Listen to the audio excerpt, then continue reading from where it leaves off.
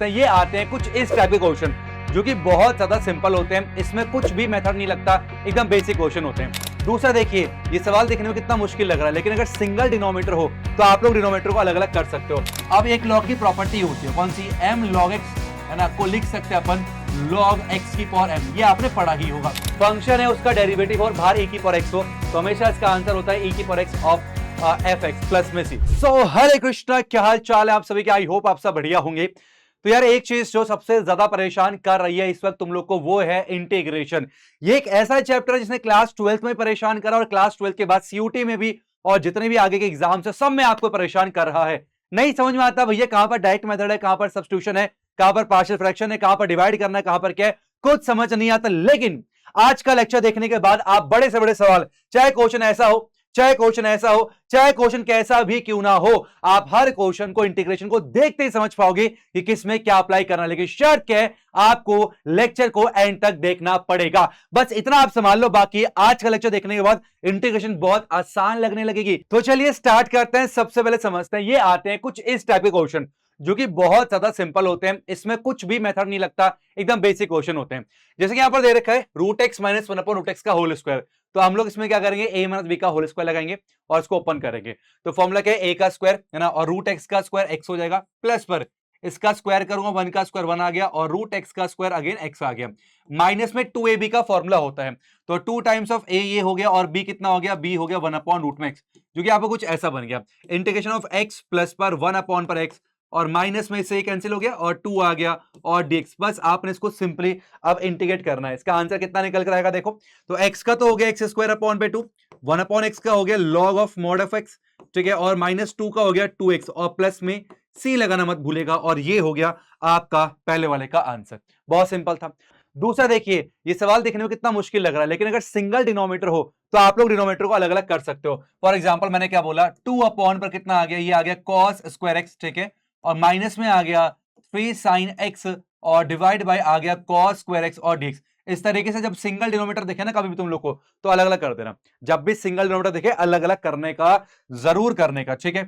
अब 2 upon cos square, cos square का मतलब होता है ऊपर जाएगा सेक स्क्वायर बन जाएगा, ये आ गया 2 सेक स्क्वायर एक्स निकल कर आ गया, माइनस में 3 आ गया। अब यह सुनना, यहां पर कॉस स्क्वायर है, ऊपर साइन है, एक कॉस फालतू, वन अपॉन कॉस तो आपका सेक बन गया, तो आ गया सेक एक्स, और साइन अपॉन नीचे एक कॉस तो टेन एक्स आ गया, तो टेन एक्स और dx निकल कर आ गया, ठीक है। अब sec स्क्वायर एक्स का इंटीग्रेशन होता है टेन एक्स, ठीक है, तो ये आ गया 2 टेन एक्स और sec x टेन एक्स का होता है sec x माइनस का 3 sec x प्लस में c। ये हो गया हमारा आंसर। दिखने में भौकाल है लेकिन बहुत ही सिंपल सिंपल दे रखा है, ठीक है। ये एकदम सिंपल टाइप आपके। अब इसका करना इंटीग्रेट क्या करेंगे, बहुत सिंपल है।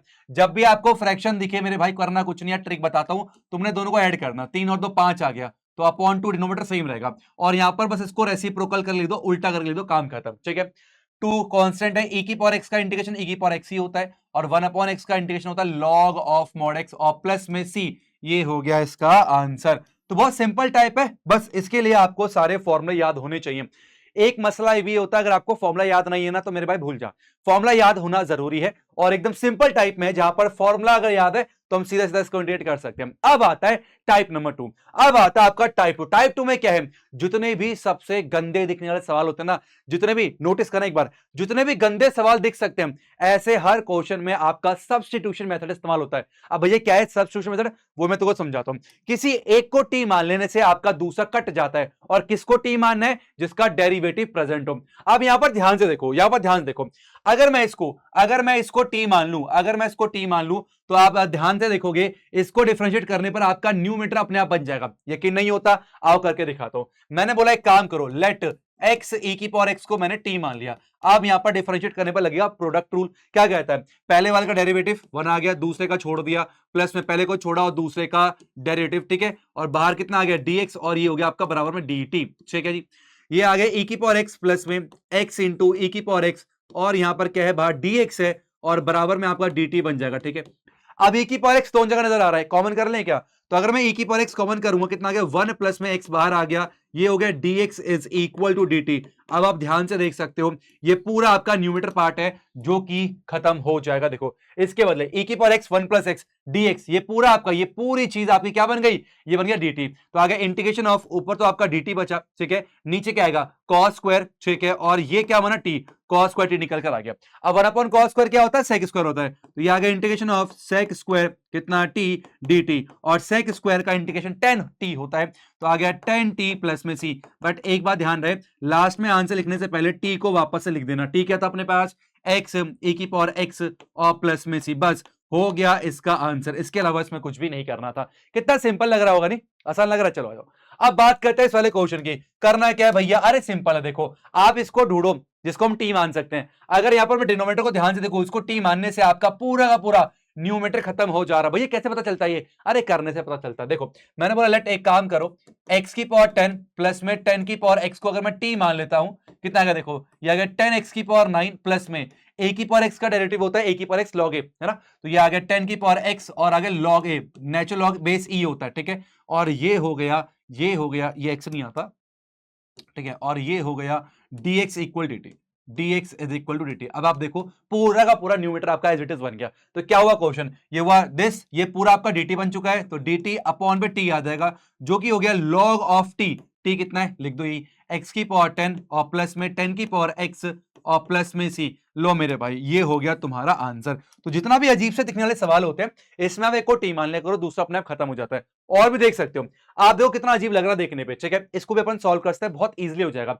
अब यहां पर क्या है ना, सारा खेल आपको डेरिवेटिव भी मालूम होना चाहिए। देखो पता क्या, लाइफ में ध्यान रखना, अगर तुम्हें कुछ चीज नहीं आ रही इसका मतलब उससे जुड़ी हुई चीज जो पहले थी वो आपने अच्छे से नहीं करा। डेरिवेटिव के बिना इंटीग्रेशन कुछ भी नहीं है, डेरिवेटिव आपको आना ही चाहिए, क्योंकि सब में हम लोग टी मान के डिफरेंशिएट ही करते हैं, ठीक है, ये आपको आना चाहिए। चलो अब यहां पर मैंने क्या देख पा रहा हूं, मैं देख पा रहा हूं अगर मैं इसको टी मान लू, tan इनवर्स x की पावर 4 को टी मान लू, मैंने बोला लेट एक काम करो, tan इनवर्स x की पावर 4 को मैंने t मान लिया। कैसे पता भैया, अरे क्योंकि tan इनवर्स x का डेरिवेटिव होता है 1 अपॉन 1 प्लस x स्क्वायर, तो अगर मैं इसका स्क्वायर करूंगा तो 1 प्लस x की पावर 8 आ जाएगा, तो काम बन जाएगा। तो ये आ गया, डिफरेंशिएट करने पर 1 अपॉन पर 1 प्लस में इस वाले का स्क्वायर करना पड़ेगा, ठीक है, ये हो गया tan इनवर्स से काम खत्म। अब लगाओगे चेन रूल, x की पावर 4 का आ गया 4x की पावर 3, यहां पर dx आ गया इक्वल टू dt हो जाएगा, ठीक है जी, ये आ गया x की पावर 3, ठीक है, डिवाइड बाय 1 प्लस में x की पावर 8 dx, और ये 4 वहां जाएगा, ये आ गया 1 अपॉन 4 टाइम्स ऑफ dt। अब आप देख सकते हो बहुत सारा पार्ट जो है वो अपना आ चुका है। x का क्यूब देखो, ये x का क्यूब हो गया, ठीक है, और ये पूरा आपका dt बन चुका है, ठीक है। तो हम लिखेंगे इंटीग्रेशन ऑफ 1 अपॉन 4 मैंने बाहर कर दिया, ये आ गया साइन, इस पूरे को t माना हुआ साइन t, और यहां पर dt निकल कर आ गया। अब साइन t का इंटीग्रेशन होता है माइनस का कॉस t, माइनस का 1 अपॉन 4 कॉस t, अब t वापस पुट कर देना, t क्या था, t था अपने पास tan इनवर्स x की पावर 4 और प्लस में c। लो मेरे भाई ये भी तुम्हारा आंसर निकल कर आ गया। तो जितना भी अजीब सा दिखता है ना, हम लोग सोच नहीं पाते, लेकिन अगर तुम थोड़ा ध्यान दोगे तो अपना काम बनना शुरू हो जाएगा। अब ये वाला देखो फटाफट से, ये वाला देखो क्या है, ये -1 पावर है, तो कंफ्यूज मत होना, ये आ गया इंटीग्रेशन ऑफ, अब एक लॉग की प्रॉपर्टी होती है कौन सी, m log x, है ना, को लिख सकते हैं अपन log x की पावर m, ये आपने पढ़ा ही होगा, नहीं पढ़ा तो आज जान लो, ठीक है। तो एक काम करो, ये आगे e log, ठीक है, और x का क्यूब हो गया, ठीक है, x का क्यूब हो गया, और माइनस से नीचे के प्लस हो जाएगा, ये हो गया x की पावर 4 प्लस में 1 और dx। ये है अपना सवाल। अब e की पावर जब log होता है ये कट के 1 हो जाता है, क्या होता है, कट के 1, ये प्रॉपर्टी है। तो क्या बचा, ये बचा x की पावर 3, ठीक है, और अपॉन पर x की पावर 4 प्लस में 1 और dx निकल कर आ गया। अब देखो नीचे वाले को t मानने पर ऊपर वाला खत्म हो जाएगा। तो अब इसका आंसर तुम लोग निकाल के मुझे कमेंट सेक्शन में देना कि इसका आंसर कितना आया। मुझे सारे बच्चे कमेंट सेक्शन में इसका आंसर दे रहे होंगे, ठीक है, बहुत सिंपल टाइप है। जितना भी अजीब दिख रहा है सब में क्या लग रहा है, सब्स्टिट्यूशन मेथड। अब नेक्स्ट हमारे पास आता है बहुत ही इंपॉर्टेंट, जो कि हर बार आपको देखने को मिलता है, बहुत स्पेशल टाइप है, इसको समझना। एक टाइप आपकी इंटीग्रेशन में होती है इंटीग्रेशन ऑफ e की पावर x, ठीक है, और यहां पर दे रखा है fx और प्लस में यहां पर दे रखा है f डैश x dx। कुछ ये वाला फॉर्म अगर आपको नजर आ जाए, है ना, तो इसका आंसर क्या होता है, इसका आंसर होता है e की पावर x और fx प्लस में c। इसका मतलब क्या, मैं आपको समझाता हूं, पहले आपको कॉन्सेप्ट समझना, फिर सवाल बनने शुरू हो जाएंगे। ये कहता है इंटीग्रेशन ऑफ, जहां कहीं भी आपको e की पावर x नजर आए और fx है और प्लस में उसका डेरिवेटिव, फंक्शन है उसका डेरिवेटिव और बाहर e की पावर x हो, तो हमेशा इसका आंसर होता है e की power x of fx plus में c। जैसे कि देखो यहां पर, यहां ध्यान से देखो, अपने पास क्या e की पावर x है, अगर मैं इसको fx मान लू, इसको अगर मैं फंक्शन मान लू, तो fx tan इनवर्स x का डेरिवेटिव क्या होता है 1/1 प्लस एक्स स्क्वायर। तो कहने का मतलब क्या, ये इसका डेरिवेटिव है, f डैश x मिल गया अपने को। तो इसका डायरेक्ट आंसर आएगा कितना, e की पावर x और फंक्शन क्या है tan इनवर्स x, ठीक है, और प्लस में c। लो मेरे भाई, देखते ही अपना आंसर आ गया, देखते ही अपना आंसर निकल कर आ गया। अब ना कुछ कुछ जगह पर आपको एडजस्ट करना पड़ेगा। अब ये जो देख रहे हो ना आप, यहां पर डायरेक्ट नहीं हो सकता, यहां तो बहुत सिंपल था fx और f डैश x, लेकिन यहां पर काम नहीं बनेगा, यहां पर हमें बनाना पड़ेगा। तो कैसे बनाना, बहुत सिंपल है, आपको तरीका बता दो, ट्रिक बता दो। देखो आपने करना है e की पावर x को बाहर निकाल दो। अब जो आपका डिनोमिनेटर है ना, न्यूमरेटर को डिनोमिनेटर बनाने की कोशिश करो। यहां पर x प्लस 4 है, तो x प्लस 3 को आप चुपचाप x प्लस 4 लिख दो। अरे एक फालतू लिख दे, कोई नहीं, एक आप घटा दो। चलो यहां पर आ जाओ, ये आ गया x प्लस में 4 का होल स्क्वायर और dx निकल कर आ गया, ठीक है। अब कर दो अलग अलग, ये आ गया इंटीग्रेशन e की पावर x, ठीक है, ये हो गया x प्लस में 4 और नीचे आ गया x प्लस में 4 का होल स्क्वायर माइनस में 1 पर x प्लस 4 का होल स्क्वायर और यहां पर आपका dx निकल कर आ गया, ठीक है। अब यहां पर देखो, इससे एक पावर खत्म हो गई, क्या आया इंटीग्रेशन ऑफ e की पावर x, ठीक है, ये आ गया 1 पर x प्लस में 4 और माइनस में 1 पर x प्लस 4 का होल स्क्वायर और ये आ गया dx। आप चेक कर लेना, ये हो गया आपका fx फंक्शन और ये हो गया आपका f डैश x, ठीक है। तो इसका आंसर क्या आएगा, e की पावर x फंक्शन कितना हो गया, ये आ गया 1 पर x प्लस का 4 और प्लस में c। ये हो गया इस वाले का आंसर, काम खत्म। जैसा आपका डिनोमिनेटर वैसा आपको न्यूमरेटर बनाना है। सेम यहां पर मैं काम कर सकता है, देखो ध्यान से। अब यहां पर क्या दिया हो मेरे भाई, x माइनस 3 है, डिनोमिनेटर क्या है, देखो ये आ गया e की पावर x, डिनोमिनेटर आपके पास x माइनस 1 है, तो ऊपर एक काम करो, आप चुपचाप x माइनस का 1 लिख दो। अरे पर माइनस 3 कोई नहीं, माइनस का 2 रहेगा, यहां लिख दो, और नीचे आ गया x माइनस 1 का होल क्यूब, बस सेम वैसे ही है, ठीक है। अब ये आ गया e की पावर x, ठीक है, और अलग अलग करो x माइनस 1 और x माइनस 1 का होल क्यूब माइनस में 2 अपॉन x माइनस 1 का होल क्यूब और यहां dx निकल कर आ गया, ठीक है जी। ये ब्रैकेट बंद करो और यहां पर आपका dx निकल कर आ गया। अब देखो ये कट हो गया, इस पूरे से पूरा खत्म, तो ये आ गया e की पावर x, ठीक है, और ये आ गया ऊपर 1 बचा, नीचे आ गया x माइनस 1 का होल स्क्वायर माइनस 2 अपॉन पर x माइनस 1 का होल क्यूब और dx। अब आप चेक कर लेना, ये अगर fx है तो ये आपका f डैश x अपने आप ही बन जाएगा। तो आंसर आएगा e की पावर x, ठीक है, मल्टीप्लाई बाय 1 अपॉन पर fx, ठीक है, और ये आ गया अपना कितना, प्लस में सी। लो मेरे भाई, इस टाइप का सवाल बहुत फेमस है, सीयूटी हो, बोर्ड हो, कुछ भी हो, ये सवाल आपके एग्जाम में सबसे ज्यादा देखने को मिलते हैं। जैसा डिनोमिनेटर है वैसा आप न्यूमरेटर बना देना है और जो बचा कुछ फालतू लिख देना है और बाकी अपने आप सवाल एडजस्ट हो जाएगा। यहां टाइम वेस्ट मत करना भैया, बाकी आप चेक कर लेना। ये अगर एफ है, इसको डिफरेंशिएट करना तो आपका ये निकल कर आ जाएगा, ठीक है जी, क्लियर हुआ। अब आगे बढ़ेगा, ये आपका बहुत इंपॉर्टेंट टाइप था। अब अपने सामने कुछ ऐसे सवाल आते हैं जहां पर नीचे आपको देखने को मिलते हैं क्वाड्रेटिक इक्वेशन। अब इस सवाल को कैसे करना होता है, यहां पर यूज करना होता है कंप्लीटिंग द स्क्वायर मेथड। वो कैसे मैं आपको समझाता हूं। आपने करना क्या, डिनोमिनेटर पार्ट को उठाओ अलग से, तो आगे एक्स स्क्वायर माइनस का 6x प्लस का 13। अब क्या किया जाए, आपने इसको कंप्लीटिंग द स्क्वायर मेथड से कंप्लीट करना है, ठीक है। अब कंप्लीट करना है कैसे, एक बार ध्यान से सुनना, मैं बता रहा हूं। आपने दो नंबर को एज इट इज लिखना है, एक्स स्क्वायर माइनस का 6x आपने एज इट इज लिखना है। अब x के साथ जो नंबर है इसको आपने हाफ से मल्टीप्लाई करना है, जो भी निकल कर आया, कितना आया 3, उसको एक बार प्लस में लिख के स्क्वायर लिखोगे और एक बार माइनस में लिख के स्क्वायर लिखोगे, बस, और बचा कुछ नंबर एज इट इज, ठीक है। दोबारा सुनो, x के साथ जो नंबर है उसको हाफ से मल्टीप्लाई करने पर जो नंबर निकल कर आ रहा है, प्लस का स्क्वायर माइनस का स्क्वायर। अब ये आपका बन गया, माइनस है तो x माइनस में 3 का होल स्क्वायर, ये आ गया -9 प्लस में 13, और ये आ गया x माइनस 3 का होल स्क्वायर और ये आ गया प्लस में 4। इसको लिख सकते हैं अपन कैसे, x माइनस 3 का होल स्क्वायर और प्लस में 2 का स्क्वायर निकल कर आ गया। तो इस तरीके से आपने कंप्लीटिंग द स्क्वायर मेथड से इसको ऐसे करना है। अब क्या करा जाए, अब क्या करा जाए, कुछ नहीं मेरे पास, ध्यान सुनना। ये आ गया इंटीग्रेशन ऑफ dx और ये वाला पार्ट कुछ ऐसा बन गया अपने पास, ये आ गया x माइनस में 3 का होल स्क्वायर और प्लस में आ गया 2 का स्क्वायर, बात खत्म, ठीक है। अब ये स्पेशल टाइप का फॉर्म होता है जो कि यहां पर आपको दे रखा है। ये बहुत सारे स्पेशल टाइप के फॉर्म में ये रटा होना चाहिए। अब अपने को ये इस्तेमाल करना है, ये यूज करना है, x का स्क्वायर प्लस a का स्क्वायर। देखो x का स्क्वायर प्लस a का स्क्वायर है तो क्या होता है 1/a tan inverse x upon a। तो ये क्या है, a ये होता है आपका, ठीक है। तो 1/a आ गया, ठीक है, तो tan इनवर्स x अपॉन पर a और प्लस में c। लो मेरे भाई काम खत्म हो गया, लो मेरे भाई क्या हो गया, काम खत्म हो गया। अब ये वाला तुम्हारा होमवर्क है, ये वाला तुम्हारा होमवर्क है, करके मुझे कमेंट सेक्शन में बताना कि भैया हुआ कि नहीं हुआ। अगर तुम्हें कंप्लीटिंग द स्क्वायर मेथड नहीं आता, कोई बात नहीं, वाईटी पे सर्च कर लेना कंप्लीटिंग द स्क्वायर मेथड, या चैट जीपीटी से पूछ लेना, वो तुम्हें डिटेल में समझा देगा। बस जब भी आपको नीचे क्वाड्रेटिक नजर आए तो हमेशा आपने कंप्लीटिंग द स्क्वायर मेथड से कंप्लीट करना है और इस वाले फॉर्म पे तोड़ना है और फिर डायरेक्ट फॉर्मूला यूज करना है। खत्म। चलो अब आगे बढ़ते हैं। अब आगे आता है हमारे पास और भी स्पेशल टाइप का यहां पर फंक्शन निकल कर आता है। इसको बोलते हैं इंटीग्रेशन बाय पार्शियल फ्रैक्शन। नहीं, इसे बोलते हैं इंटीग्रेशन बाय पार्ट्स। पार्ट्स का मतलब क्या है? जब भी आपको दो फंक्शन नजर आए, ये मान लो एक फंक्शन है, आपको एक फंक्शन है, जब भी दो फंक्शन मल्टीप्लाई में हो, जब भी दो अलग अलग फंक्शन मल्टीप्लाई में हो, तो यहां पर इंटीग्रेशन बाय पार्ट्स का सवाल बन जाता है। किसका सवाल बनता है? ये इंटीग्रेशन बाय पार्ट्स। ठीक है, क्या बनता है ये बनता है इंटीग्रेशन बाय पार्ट्स। पार्ट्स टुकड़ों में करना पड़ता है। ठीक है, और यहां पर जो कॉन्सेप्ट यूज होता है वो कॉन्सेप्ट होता है आईलेट का। किसका? आईलेट का, ILATE।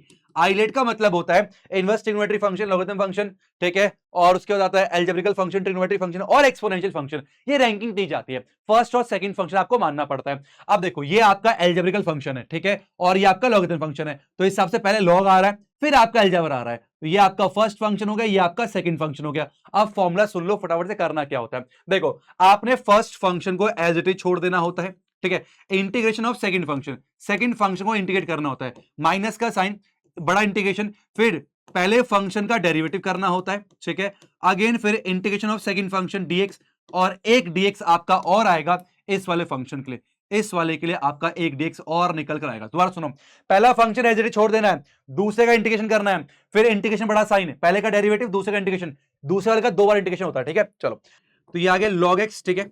अब एक्स स्क्वायर का इंटीग्रेशन क्या होगा? एक्स क्यूब अपॉन 3, यहां लिख दूं, एक्स का क्यूब अपॉन में 3 निकल कर आ गया, माइनस एन, बड़ा इंटीग्रेशन, log x का डेरिवेटिव 1 अपॉन x होता है, और ये आ गया x की पावर 3 अपॉन पावर 3, और यहां पर dx निकल कर आ गया। ठीक है जी, अब देखो, x से क्यूब खत्म, स्क्वायर बचेगा, तो ये तो सॉर्टेड है, x की क्यूब अपॉन में 3, और log x माइनस पर 1 अपॉन 3 बाहर कर दो, integration of x square dx निकल कर आ गया। अब x स्क्वायर क्या होगा? 1 अपॉन 2 नहीं, 1 अपॉन 3 है। ठीक है, अब एक बात बताओ मेरे भाई, x का स्क्वायर का इंटीग्रेशन क्या होगा? x क्यूब अपॉन 3, है ना, जो कि बन गया x की पावर 3 अपॉन पर 3, और log x निकल कर आ गया, माइनस पर x का क्यूब, और नीचे 3 आएगा, 3 3 9 हो गया, प्लस का c। लो मेरे भाई, इसका भी तुम्हारा आंसर निकल कर आ गया। कितना सिंपल है, जब भी दो अलग अलग फंक्शन मल्टीप्लाई में हो तो बाय पार्ट्स लगाने का। अब इसका भी सिंपल है, आपने आंसर निकाल के मुझे बताना कमेंट सेक्शन में, और आपको एक चीज और कमेंट करना है, इसमें फर्स्ट फंक्शन कौन सा होगा और सेकंड फंक्शन कौन सा होगा, आइलेट की मदद से वो बताना।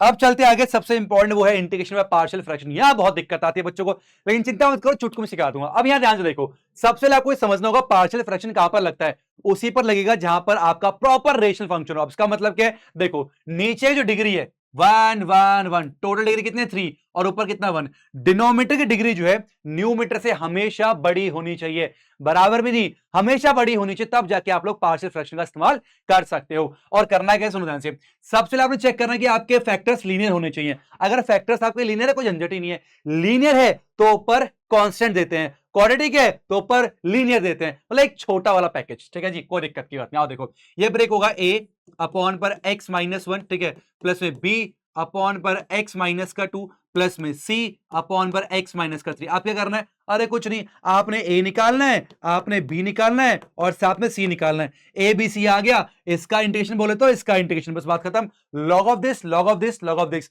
a b c जो भी आए उस हिसाब से आप एडजस्ट कर लेना। अब आता है इसका सेकंड टाइप। अब यहां पर क्या मसला है जी, यहां पर आपका होल स्क्वायर है, यह तो लीनियर फैक्टर था, लीनियर तो है फैक्टर, लेकिन होल स्क्वायर है, तो ऐसे केस में आपने करना क्या होता है, काउंटिंग शुरू करनी होती है 1 से। कैसे करना? 1 से, तो आ गया a अपॉन पर x माइनस का 2 की पावर 1, ठीक है, और फिर आएगा प्लस में b अपॉन पर x प्लस में 2 की पावर कितना? 2 की पावर कितना? 2 निकल जाएगा, और जब बराबर हो जाए तो छोड़ देना। काउंटिंग शुरू करनी है आपने 1 से। अगर यहां पर 3 होता तो आप प्लस में c अपॉन पर x प्लस 2 का होल क्यूब भी लिखते। बस अब आपने करना है कि a और b निकालना है, और आपका काम बड़े आराम से यहां पर हो जाएगा। ठीक है, चलो अब बात करते हैं इस वाले की। यहां पर दोनों का मिक्स है, यहां पर लीनियर फैक्टर भी है और साथ में स्क्वायर वाला भी है, कोई नहीं, पहले ये देखते हैं, लीनियर है ना, कोई नहीं, तो कांस्टेंट आएगा, अपॉन पर आ गया x माइनस का 1, प्लस में अब यहां काउंटिंग शुरू करनी पड़ जाएगी अपने को, ये आ गया b अपॉन पर आ जाएगा x प्लस का 2 की पावर 1 आ गया, और प्लस में c अपॉन पर आ गया x प्लस में 2 का होल स्क्वायर। काम खत्म हो गया, a b से निकालो, बाकी कर दो आराम से इंटीग्रेशन। ठीक है, अब यहां पर आता है अगला वाला, ये काफी ज्यादा इंपॉर्टेंट है, बहुत ध्यान से देखिएगा। अब यहां पर क्या है मेरे भाई, ये लीनियर फैक्टर नहीं है, ये आपका क्वाड्रेटिक फैक्टर है, और जब नीचे क्वाड्रेटिक होता है आपको ऊपर एक लीनियर पॉलिनोमियल देना होता है, तो ये कितना आएगा, ये ऊपर आएगा ax प्लस b, एक लीनियर पॉलिनोमियल दे दिया, और नीचे आपने क्वाड्रेटिक फैक्टर को एज इट इज लिखना है। ठीक है जी, चलो अब ये तो आपका लीनियर, ये कोई दिक्कत की बात नहीं है, तो c अपॉन पर आ गया x माइनस का 1। अब abc निकालो और इसको इंटीग्रेट कर दो, काम खत्म। अब ये है सबसे ज्यादा इंपॉर्टेंट, यहां पर क्या है, ऊपर वाले की जो डिग्री है न्यूमरेटर की डिग्री डिनोमिनेटर से बड़ी है, और ऐसे केस में आपको करना होता है लॉन्ग डिवीजन मेथड। क्या करना होता है? लॉन्ग डिवीजन मेथड का इस्तेमाल, मतलब डिवाइड करना होता है प्रॉपर। अब डिवाइड करना आपको आता है ना? आता है ना? कैसे करोगे? एक्स स्क्वायर माइनस का 1 है, एक्स की पावर 3 प्लस में एक्स प्लस में 1, आप आराम से डिवाइड करो। ठीक है, एक्स स्क्वायर किससे मल्टीप्लाई करो? एक्स क्यूब आ जाए एक्स से, तो ये आ गया एक्स की पावर 3, एक्स को 1 से करोगे माइनस का एक्स आ गया, लंबी सी लाइन खींचने का, माइनस प्लस, ये खत्म हो गया, x x 2x, 2x plus का 1 निकल कर आ जाए। ठीक है, जब आपका यहां पर डिग्री छोटा होता है डिवाइड आप छोड़ दोगे। अब लिखना है कैसे वो देखो, इसको आप कुछ ऐसे लिखोगे, ये आ गया अपने पास कुछ ऐसा, देखो एक्स प्लस में आ जाएगा 2x प्लस में 1 और डिवाइड बाय आ गया एक्स स्क्वायर माइनस का 1, ऐसे आपने करना है। ठीक है, पहले आप लिखोगे डिवाइजर, फिर प्लस में क्या ये न्यू रिमाइंडर, और देन डिवाइड बाय कितना डिवाइजर, ऐसे आपने ब्रेक करना होता है। अब आप देखो ये आपका x हो गया प्लस में, ये आ गया 2x प्लस का 1, और ये a square minus b square, तो एक बार आपने माइनस में लिखना है और एक बार आपने प्लस में लिखना है। अब आप देखो ध्यान से, एक बार माइनस में और एक बार प्लस में। अब आप ध्यान से देखो, ये अलग हो चुका है, अब ये प्रॉपर रेशियल फंक्शन है, सेम आपने वही वाला काम करना है। ये तो सॉल्व हो गया, एक्स स्क्वायर अपॉन 2 आ जाएगा। ठीक है, अब यहां पर आपने करना क्या है? वही सेम काम करोगे, a अपॉन एक्स माइनस का 1 और प्लस में b अपॉन पर x प्लस का 1, इस तरीके से आप a भी निकाल के इसको सॉल्व कर सकते हो। मेरे ख्याल से आपको प्यारी प्यारी बातें समझ में आ गई है। तो ये कुछ बहुत इंपॉर्टेंट हमारे पास सवाल थे, टॉपिक्स थे इंटीग्रेशन के अंदर। पहला करा नॉर्मल वाला, देन सब्स्टिट्यूशन करा हम लोगों ने, उसके बाद क्या करा हम लोगों ने? e की पावर x वाला फॉर्मूला यूज करा। उसके बाद क्या किया हम लोगों ने? नीचे आता है कंप्यूटर स्क्वायर मेथड से हमें यूज करना होता है और कुछ इंपॉर्टेंट फॉर्मूले में कन्वर्ट करना पड़ता है। फिर हमने क्या पढ़ा? हमने पढ़ा इंटीग्रेशन पार्ट, जहां पर दो अलग अलग फंक्शन होते हैं, उसको मल्टीप्लाई कर रखा हो तो कैसे ब्रेक करा जाता है। फिर लास्ट में पढ़ा पार्शियल फ्रैक्शन। ये तो आपका है इनडेफिनिट इंटीग्रल्स। अगर आपको वीडियो इन्फॉर्मेटिव लगी हो, ठीक है, मैंने आज बहुत फास्ट पढ़ा है, इतना फास्ट में पढ़ाता नहीं, आपका टाइम वेस्ट ना हो आपके एग्जाम से, इसलिए मैंने थोड़ा फास्ट पढ़ा है। अगर वीडियो इन्फॉर्मेटिव आपको लगी है तो बताना, मैं इसका पार्ट 2 लेके आऊंगा, जहां पर मैं आपको डेफिनेट इंटीग्रल्स को भी इसी तरीके से 15 से 20 मिनट के अंदर रैप अप करने की कोशिश करूंगा। बाकी आज के लेक्चर इतना ही, और जो सवाल पूछा गया उसका आंसर कमेंट सेक्शन में जरूर बताना। Thank you so much for watching, bye bye, Hare Krishna Hare Krishna.